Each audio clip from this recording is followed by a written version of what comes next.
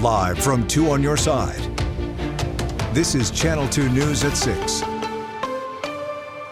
And tonight at 6, we are working to learn more about a house fire in the town of Tonawanda. This was the scene this morning just after 10 on Brighton Road near Greenleaf Avenue. Fire officials telling us the fire started in a driveway before spreading to the house. No one was home at the time. So far, no injuries have been reported.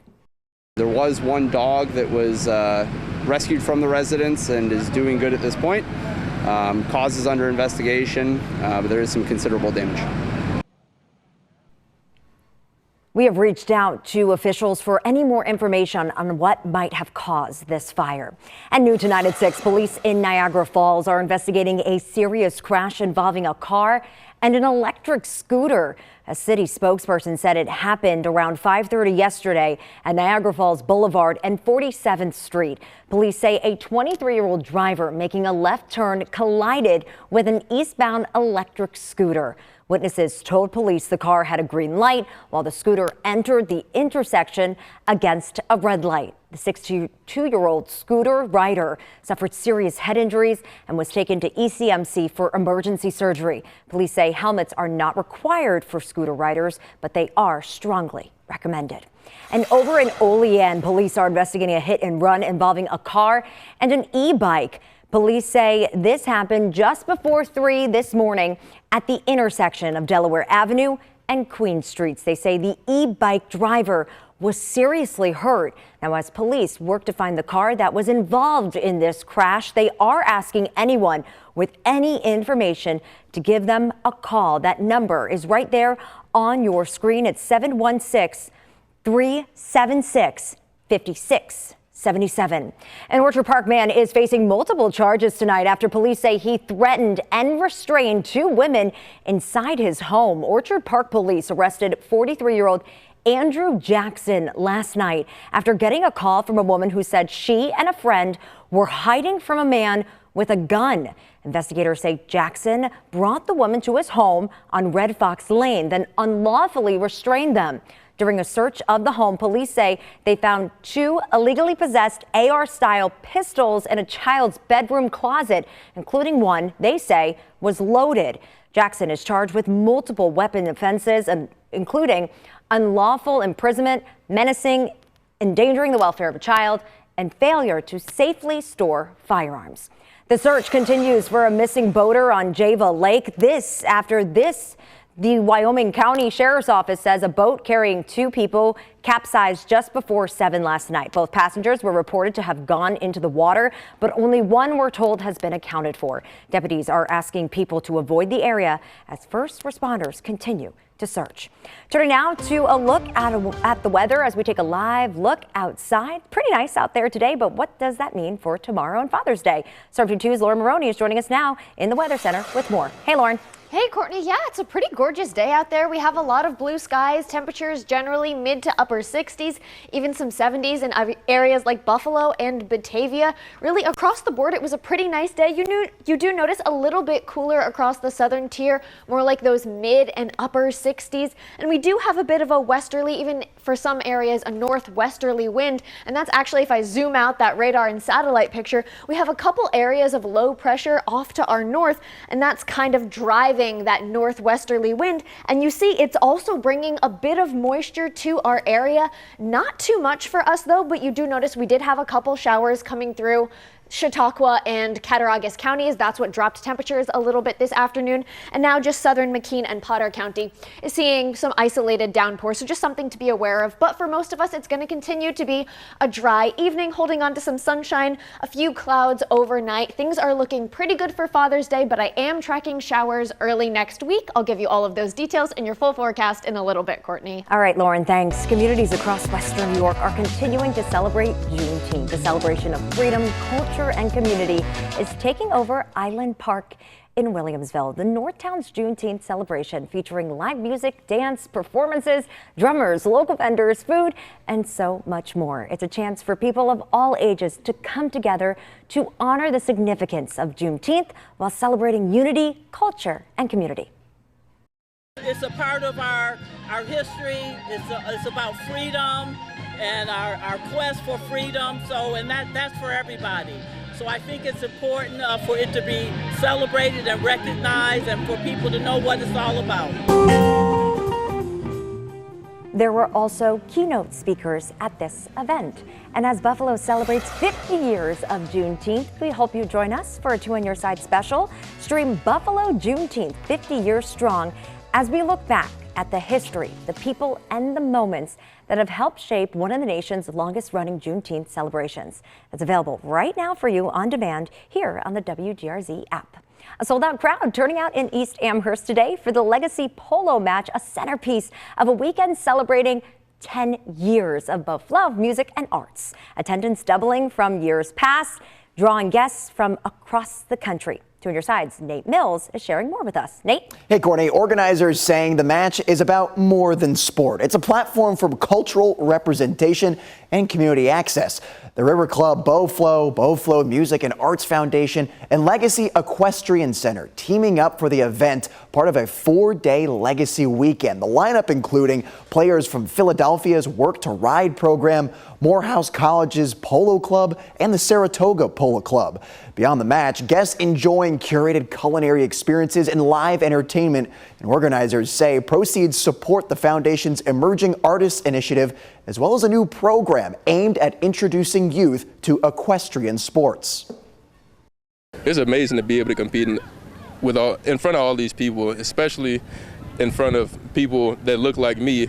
And I love what Mr. Taylor is doing, exposing everybody to something they're not used to seeing, especially with us on the horses playing polo. I grew up riding horses as a kid. I've been a cowboy all my life, but to be able to experience something like this and play polo, it's a whole nother feeling. Organizers also saying with the event now selling out, they hope it keeps growing in the years ahead. And tonight at 11, I'll have more from the Legacy Equestrian Center on how Bowflow is promoting cultural inclusion in a sport that otherwise is known for its lack of diversity. I'm Nate Mills, reporting on your side for Channel 2 News. Nate, thank you. Ahead at 6, World Cup excitement is fueling a fever for soccer across the world. How the sport is gaining even more popularity.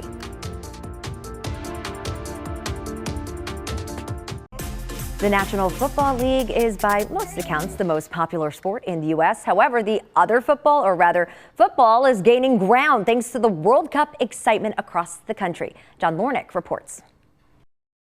USA! USA! The United States is guaranteed to make it through to the next round of the World Cup following Friday's 2-0 victory over Australia. I'm confident, 2 games in the World Cup. The fans are helping us to be confident as well, not just me, but the whole team. That match win marked the first time since 1930 that the U.S. won 2 World Cup games during the group stage. We should be very proud of how we played, and to be able to get our first clean sheet, in a while, especially our first one in the World Cup, I think it just means so much to us. And thanks to Paraguay's win over Turkey, the U.S. has secured the top slot in Group D, which gives them the advantage of not having to play another top-seeded nation in the knockout rounds right away. That was unbelievable. They're looking so good. The Americans will now face off against Turkey Thursday night in Los Angeles. Let's go, USA! And fans are feeling pretty confident. I'm starting to believe. I think we're pretty dominant. I think we're dangerous. I think they have a really good chance of winning this whole thing. USA all the way, red, white, and blue. You know what I'm saying? No matter what. Let's go. In Atlanta, I'm John Lawrence reporting. And our sports reporter, Jonathan Acosta, will have more on that coming up shortly. Here's a live look outside before we head to break. Your forecast with Lauren is next here on Channel 2 News at 6. Happening right now, the Buffalo Bisons are gearing up for another game as they take on the Charlotte Knights tonight. Here is a live look over Salem Field right now. That game starts at 6:35. Today is Native American Heritage Night at the ballpark. There will be giveaways and in-game tributes honoring Native American heritage. The homestand wraps up on Father's Day with a local baseball giveaway and post-game catch on the field with dads. Kids can also run the bases. Just a beautiful night for a baseball game, or really any activities that you want to do outside, at least right now. Yeah, it's absolutely gorgeous out there, and I think we're going to get a really nice day for Father's Day too. Good news. Before we are tracking some rain for course. Monday, but it's not too bad. It's not a super rainy week altogether. We're going to have some pretty nice days in there as well, especially if you've been enjoying these slightly below average temperatures, those temperatures in the low 70s, upper 60s. This little trough in the jet stream, we have it right now, and we're going to continue to see it for the next couple of days at least. I mean, if you take a look at what our highs have been like so far this June, the first half pretty much all above average. This past week, all below average. And I'm thinking next week is going to add on to the blue as well. So it's really a tale of two Junes that we've been having right now. Just to give you an idea of what that looks like, our average highs this time of year around 77 degrees, and every single number that we are looking at for the next 5 days is below that. We're not too far below that, so these are comfortable, really pleasant temperatures with low dew points in the 50s, but we're going to be more in the mid to low 70s, so really nice temperatures for the next several days. But if you're hoping for a little bit more summer heat, I have good news for you. In the 8 to 14 day outlook, so this takes us to about early July, just before the 4th of July, trends do indicate it looks like we are going to be more likely to be seeing above average temperatures by the time we're getting to July. And just to check in on what is above average at that point, by July is when our average highs are around 80 degrees. So if you've been looking for those 80s, been wanting them this past week, maybe July is when we'll start seeing those 80s again. Of course, not right now. Seeing a lot of 70s actually. Buffalo, 70 degrees right now. 70 in Niagara Falls, 70 in Dunkirk. A few mid to upper 60s across the southern tier. So it's a really nice night out there. You see those dew points in the 50s.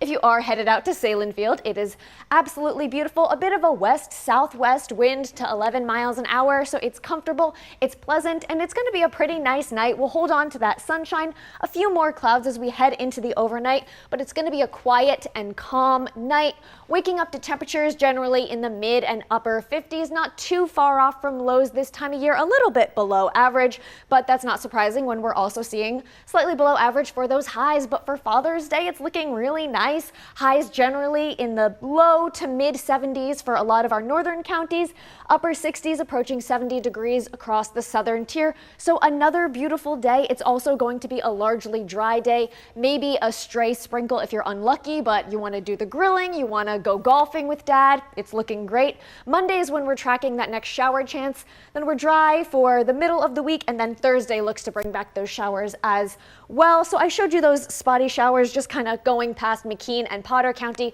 Most of the rest of us are dry right now, but just to advance the clock with future look, you see there's that kind of stray shower chance.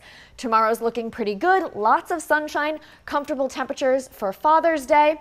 Heading into Monday, we are starting off dry, and then there's this system off to our south that does lift up. It looks like we're going to have a soggy morning, definitely wet for that morning commute, so you're going to want the umbrella for at least the first part of the day.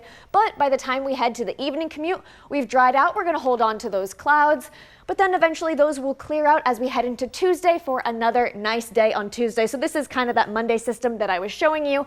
It's off mostly to our south, so definitely the southern tier, northern Pennsylvania, Niagara, and Orleans. You might get more dry time on Monday.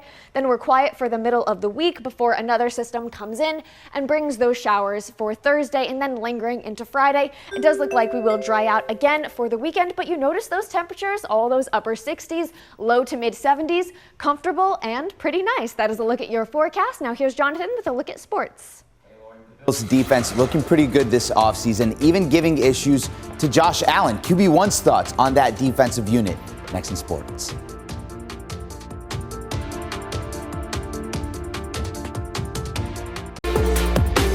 This is the Two on Your Side Hearing Evaluation Services of Buffalo Sports Desk. Normally, when we listen to Josh Allen, he's talking about different aspects of the offense, relationship with Joe Brady, developing chemistry with his pass catchers, how nice it is to have an offensive line in James Cook that led the league in rushing. But his thoughts on the Bills' defense this offseason should have members of Bills Mafia pretty excited. Jim Leonhard continuing his work in tailoring this defense to his 3-4 scheme that he's bringing over. His defensive players have talked this offseason about the freedom they have in the system and the attack mentality Leonhard wants them to play with. It makes for a defense the Bills Bills hope causes havoc for opposing quarterbacks. But in minicamp, we've even seen it cause issues for the Bills' own QB1 in Josh Allen, including one minicamp practice with multiple interceptions. Allen speaking on his own defense and what he's seeing out of Leonard's unit. A lot of movement, a lot of just flashes in your eyesight. They're doing a great job of flying around and making it hard for the offense and trying to depict what they're in before the play happens. And it's hard to do against this defense. So your pre-snap reads have to be spot on, and if they're not, your post-snap reads have to be even better and allow you to put the ball where you need to put it. The next time we'll see Allen battle against the Bills defense when the team gets to St. John Fisher for training camp starting July 29th. This year's FIFA World Cup, the first to have 3 host nations, and what a tournament it's been so far for the 3 countries playing at home. Mexico, Canada, and the U.S. undefeated in 6 combined games so far. Mexico, the first team to punch a spot in the round of 32. The United States joining them last night. The U.S. making it 2 wins from 2 games yesterday in Seattle, beating Australia 2-0. An own goal off a cross from Fuller and Balogun and a header from Alex Freeman gave the United States their 2nd win of the group stage. First time they've done that since 1930. The win, more importantly, booking the USA a spot in the round of 32, marking the 4th straight World Cup appearance. The United States advances to the knockout stage. And then later on in the night, technically this morning, the U.S. some more good news. Paraguay, with 10 men, the entire second half held on for a 1-0 win against Turkey. That result means the United States has now clinched the top spot in Group D thanks to owning the head-to-head tiebreakers. It marks just the 3rd time in World Cup history the U.S. has won its group, along with 1930 and 2010. The added benefit for the U.S., that they will be able to rest some key players when they play Turkey on Thursday. That's it for your look at sports. We're back to wrap up Channel 2 News right after this break.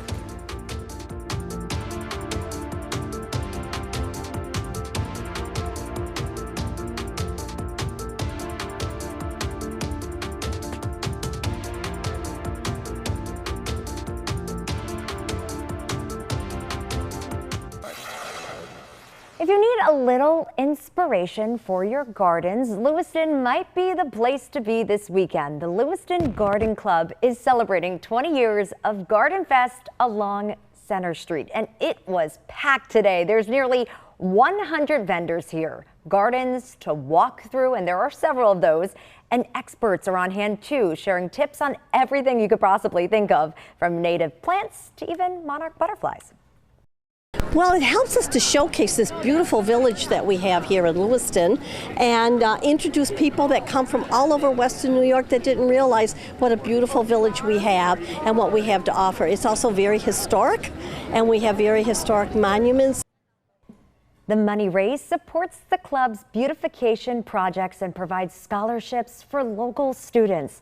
Lewiston Garden Fest is back tomorrow if you missed it today. It starts at 10 in the morning and it goes until 5 in the afternoon. I know we were just talking about it, Lauren, but beautiful day for it. Beautiful for all activities outside today, especially Garden Fest. Absolutely. It's perfect weather for that if you want to get all that planting done. We're not seeing any freezing temperatures, obviously, and you know, great for Father's Day tomorrow. Yeah, I was going to say nice weather for Father's Day too, or any outdoor activities, even sports today with Salem Field. Yeah, great day for a baseball game and people going up for the World Cup and everything. Awesome. Lots going on in Western New York. All right, thanks so much for watching Channel 2 News at 6.